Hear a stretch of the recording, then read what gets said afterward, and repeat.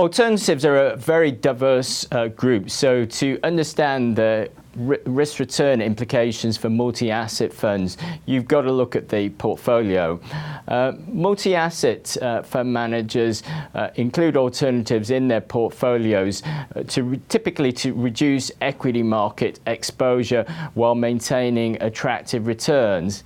However, while alternatives can reduce dispersion measures of risk, some of them, such as property, private equity secured lending, can introduce more liquidity risk into portfolios.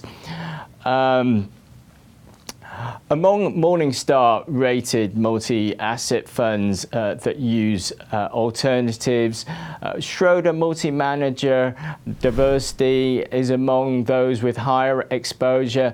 Currently they have about a third of the portfolio in alternatives.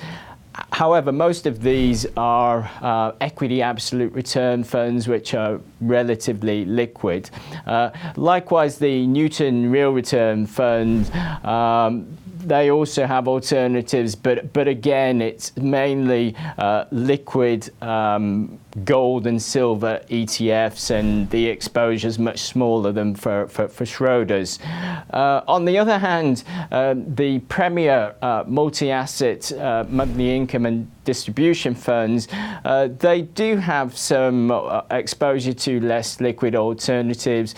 For example, commercial property funds, specialty lending, solar energy, and infrastructure. However, in aggregate, the exposure is only around 10%, so we're fairly comfortable with that. If an investor wants to get a quick sense of the liquidity risk in a multi-manager fund, they can look at the dealing periods of the fund holdings relative to that of the umbrella fund.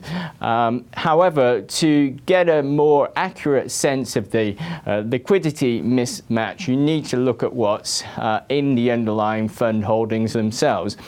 For example, if you find a commercial property fund that is daily dealing, you know that one day that's going to be an issue.